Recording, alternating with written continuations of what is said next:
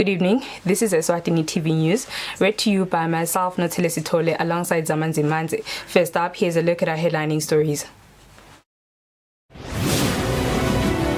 His Majesty King Mswati III has summoned all regiments in the country to converge at Eswatini residence on Wednesday, the 21st of July. Director of Health Services in the Ministry of Health, Dr. Vusi Makakula, says most people who are dying from COVID-19 these days are people with existing comorbidities. The Examinations Council of Eswatini assures parents that the Eswatini General Certificate of Secondary Education Mathematics Paper 4 final examination has not been leaked. And now the news in detail. His Majesty King Mswati III has summoned all regiments in the country to converge at Eswatini residence on Wednesday, July 21. The announcement was made by Indvuna Majaha Komendanyeni Makakula.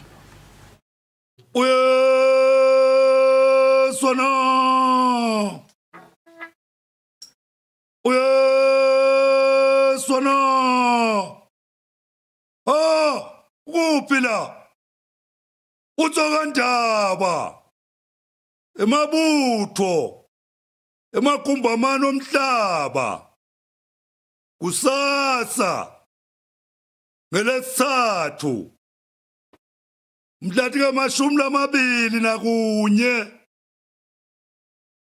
akaphelele esigodlweni elusitsini ema-order atafika wathole khona nigcine umthetho wetempilo majaha usho njalo kamsoso omnyama kulaba lithulu lodungandaba sembelebeleni mina ngasekuya kabamswati ngoba kabamswati akubhalwa ngembhalo kubhalwa ngamakhanzi emadodza ayetha wena phakathi. Director of Health Services in the Ministry of Health, Dr. Vusi Makakula, says most people who are dying from COVID-19 these days are people with existing comorbidities like sugar diabetes and hypertension. Dr. Makakula pleads with all people to comply with all laid down COVID-19 regulations. The Kingdom of Eswatini has started to experience a sharp increase in the number of people dying from COVID-19 in the third wave of the outbreak of this disease. In just 1 week, the country's COVID-19 infection rate spiked by 90%. Director of Health Services in the Ministry of Health, Dr. Vusi Makakula, says the high infection rates correlate with the high death rates. So we have seen it clearly that over 80% of the people who are dying, who have lost as a result of COVID, they've had some form of comorbid condition or the other. Mostly, they are more than 60 years old, and we are seeing that it is hypertension and diabetes cases which are actually mostly affected amongst these over 60s. And as a result of that, it is actually not only that, and I would like to stress the other point that it is not only the over 60s. Even if you're in your 40s, we are seeing those numbers. We are seeing some cases even who are 20 years old. But for those, I want to stress this point of asthma. Dr. Makakula acknowledges that the country's health facilities are now strained by the high number of admitted patients. It's almost 87% bed occupancy for the critical cases. And but for the normal cases, with the moderate and the mild cases are remaining slightly less than 40%, which means, yes, the numbers are increasing. And then, as much as you can say, all our facilities now, as we all recall, now handle these cases because. On Monday, COVID-19 claimed 7 lives in Eswatini, while on Sunday, 9 people died of this disease. In past days, health workers administered the second doses of the AstraZeneca vaccine to thousands of elderly persons. For Eswatini TV News, Klengiwe Ndlovu with Mbongwa Dube in Babane. Woodlands Shopping Centre management says the complex has had damage with an estimated value of over 150,000 emalangeni. The management says it stands to lose revenue in the region of 350,000 emalangeni due to the vandalism of the shopping centre about a fortnight ago. This was said by Centre Manager Nonkululeko Msibi on Tuesday. A country's development is measured using various indicators, one of which is infrastructure. Woodlands Shopping Centre is one of many infrastructures that have contributed to this in the Kingdom of Eswatini. The violent protests, accompanied by looting that were rife in the country in the past 2 weeks, set the kingdom's development a step back, which will cost a lot of money to repair, as is the case at Woodlands. Umonakalo ubengilo mkhulu kakhulu ama-tenants ethu alahlekele kakhulu in terms of sitoko sabo bebanaso ema-fittings zabo la khathethi itolo kanye nemonakalo nje lo wentekile kule structure. Ngingabekisa nje ukuthi kule structure ama-quotations lesiwatfolile arrange ku over 150,000 kubekisa nakhona. Umonakalo wa titolo ngasinye basa assessa kwanyalo basengakabuyi kithi kusadisa ukuthi balahlekele ngilokunganani, but nje balahlekele kakhulu bona. Mawubuka nalokuthi solo incumbi yabo lining labo abakhona kubuya abantu oqala basebende. Revenue ku landlord ngingayibekisa ukuthi ingaba over 350,000. This damage includes shattered glass at the shopping centre. Msibi says the shopping centre is host to about 23 stores, 20 of which were most affected. At the moment, about 5 are operational. However, some are partially operational. Msibi says they plan to have rehabilitated the structure by the beginning of next month. For Eswatini TV News, Temgosima Vimbela with Muzim Konda, Woodlands. Acting Chief Economist Lungile Mzebele says government has fallen behind in achieving its set goals outlined in the Strategic Roadmap and National Development Plan. Mzebele says this is because of COVID-19, Cyclone Eloise and riots that were experienced in the country in the past 2 weeks. When government took to office, it set a target of growing the economy by 5%, and this was done in 2019. Government said it would achieve this through the National Development Plan and Strategic Roadmap, among others. Acting Chief Economist Lungile Mzebele says the country is lagging behind in its set economic targets. They still need to put more emphasis on ensuring economic growth, on ensuring investment in the public sector, on the public capital program, to ensure that the returns to investment are contributing to economic growth. We still need to do more to enhance private sector's effectiveness in ensuring that employment creation is attained. With the country having a new Prime Minister in Cleopas Dlamini, he is expected to continue leading government in this economic path. Nzebele outlines what government should do for economic growth. We have initiatives in place that are talking to youth development, but they are not enough. So they still need to invest more among the youth. We also still need to ensure that natural resources are sustained, so that they are also able to contribute to ensure economic growth that is sustainable. Because what is key is ensuring that all these programs that are put in place, that are tailor-made to ensure visible economic growth, they are sustainable. We are talking social protection programs. We are talking ensuring that access to services, to health services, to education services, among others, and including access to civil registration services. For Eswatini TV News, Temgosima Vimbela with Muzim Konda Mbabane. His Majesty's Correctional Services objects that lawyers Lucky Howe, Ben J. Simelane and Advocate Lawrence Holders argue on behalf of Sipho Shongwe in the matter where the organization is challenging a court order moving the accused from Matapa Central Prison to another facility. HMCS has submitted that Shongwe should deal with the matter personally as he was not represented when he made allegations and prayed before court for his removal from Matapa. His Majesty's Correctional Services has responded to Sipho Shongwe's court papers in which he is fighting an application to keep him at Matapa Central Prison. His Majesty's Correctional Services alleges that Shongwe has come to court with dirty hands by filing court processes in complete defiance of the court order that directed him to file court papers by the 28th of June 2021, but filed on 13 July 2021 without leave of the court or condonation application. HMCS claims that this is irregular and in terms of Rule 30, subsection 5, of the High Court rules, Shongwe is given 7 days to purge his irregular filing of court process.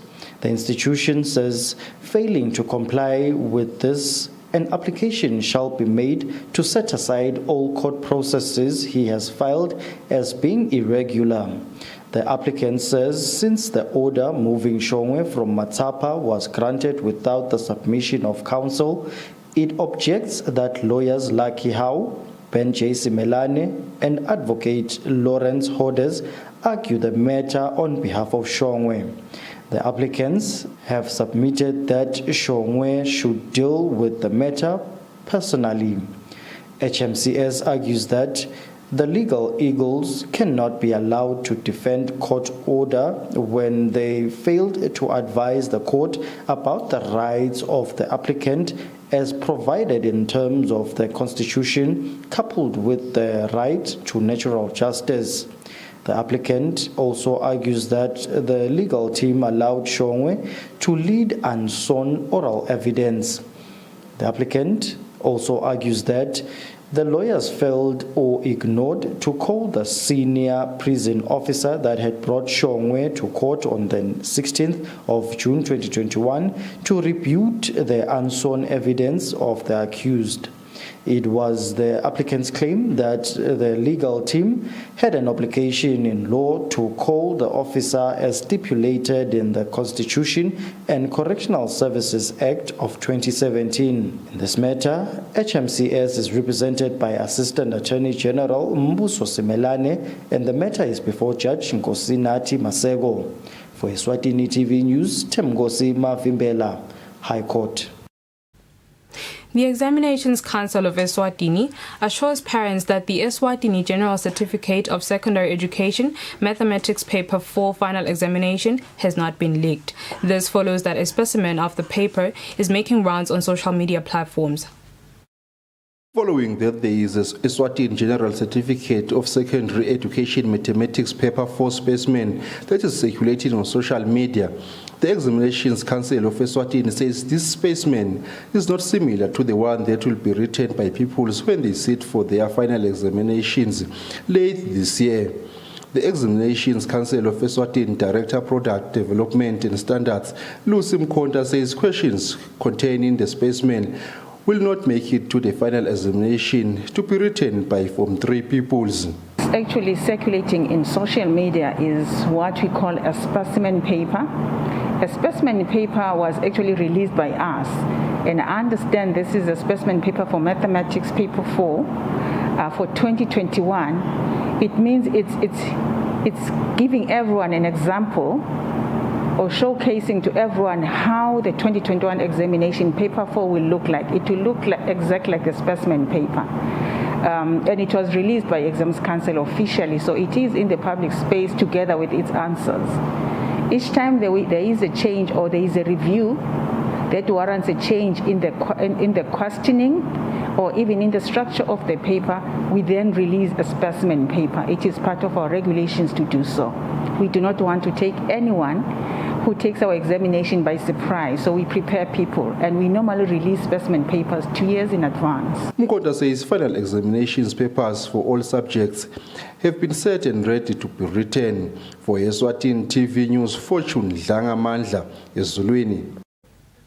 A cold front is expected to pass over the country on Thursday, the 22nd of July 2021 in the afternoon to the evening. It is likely to bring very cold temperatures overnight, going to Friday, the 23rd of July, especially over the high veld. Overnight temperatures are expected to be at sub-zero over some places from the 22nd to the 23rd of July 2021. Daytime temperatures are also expected to drop significantly on Friday and Saturday, staying below 15 degrees Celsius in the high veld.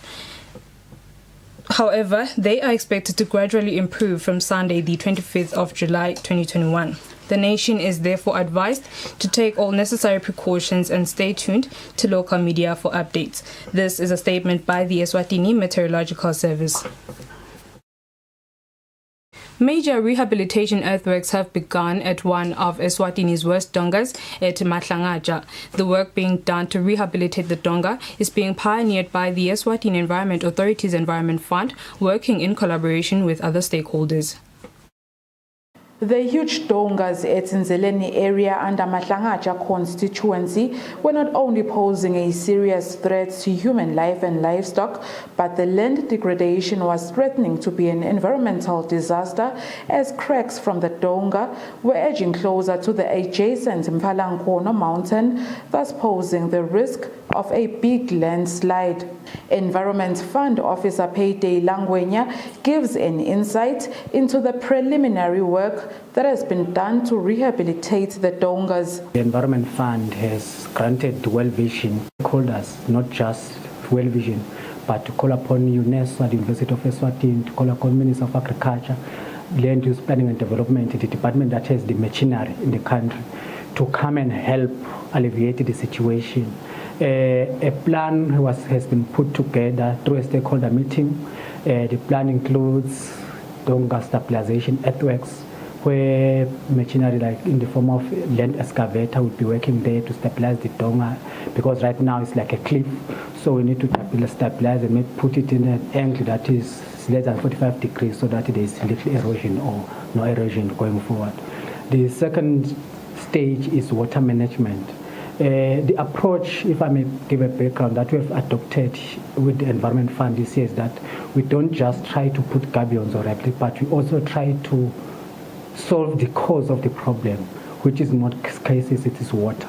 So the second plan is to ensure that the water that is flowing there, be it storm drainage or runoff water, is being channeled in the proper pathways that won't be eroded.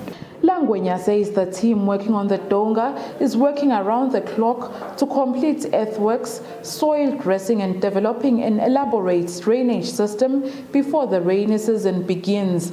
The Environment Fund also financed the full rehabilitation of the life-threatening Manzimhlophe dongas at Chiselweni 1 constituency in the past months.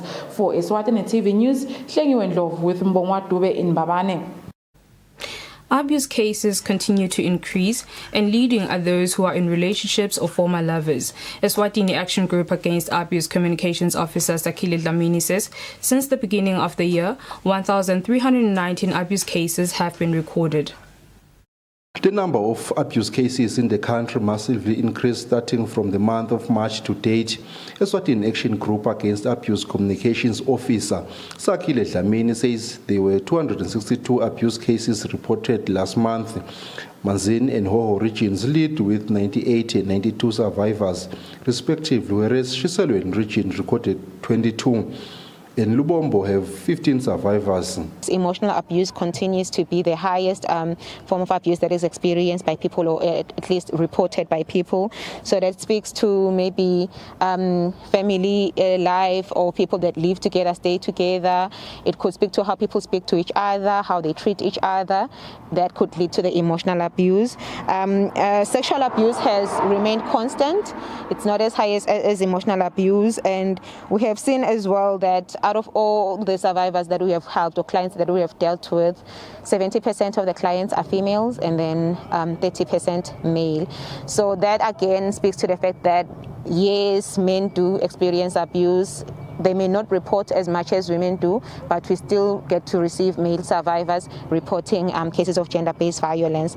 So to narrow it down to the month of June, we have seen a total of 262 cases, which is slightly higher than last month, May, at 233 cases.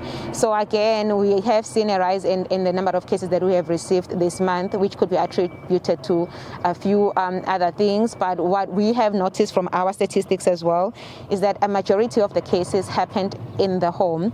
So again, that means perpetrators are people that are known to the survivors. It could be, from the statistics, a high number of perpetrators this month were relatives. See a high number of perpetration coming from intimate partners. So ex-boyfriends, boyfriends, husbands and wives are also high on the list of perpetrators during this month, which speaks to intimate partner violence. Dlamini added that the recent unrest in the country and COVID-19 third wave outbreak had an impact in the rise of abuse cases. For Eswatini TV News, Fortune Dlangamandla Mazini. The Crown says it is ready to prosecute the matter of a woman who allegedly killed and sucked her baby's blood. The Crown claims that it will parade a witness who will tell the court that the accused admitted to committing the offence. The prosecutor in the matter is Nqamsile Masuku from the chambers of the Director of Public Prosecutions. Eswatini Loveness Shongwe was arrested and charged for the murder of her baby, whom she allegedly killed on 27 June 2020. Shongwe is accused of having committed this offence at Sikawini area in the Lubombo region. The Crown has indicted Shongwe, indicating that it is ready to prosecute her. The state says it will parade around 8 witnesses during trial. One witness will tell the court that he received a message from the accused which was sent to his mobile phone. The witness will allege that in the text, Shongwe apologized for not being able to meet him because she had killed a baby and sucked its blood. The witness will allege that the accused said she used a piece of log to cut the baby's arm and then sucked its blood, whereafter it died. The witness will tell the court that the accused then moved to Matsapa, where she ventured into prostitution. The witness will also tell the court that the matter was reported to the police in July 2020. Another witness will tell the court that she was there when the accused gave birth to the baby boy in May last year at her home. The witness will allege that the accused and the baby went to hospital after a week, as there was no transport of getting there earlier than that. The witness will tell the court that the baby had to return to the health center for a medical checkup on the 29th of June 2020. The witness will also tell the court that she received a call from the accused on the day of the medical checkup informing her that the baby had died of cold which was found in the spinal cord. The matter is expected to be allocated a court date and go for trial, where Nqamsile Masuku from the chambers of the Director of Public Prosecutions will prosecute. For Eswatini TV News, Temgos Mavimbela, High Court. And now let's have a look at our financial markets.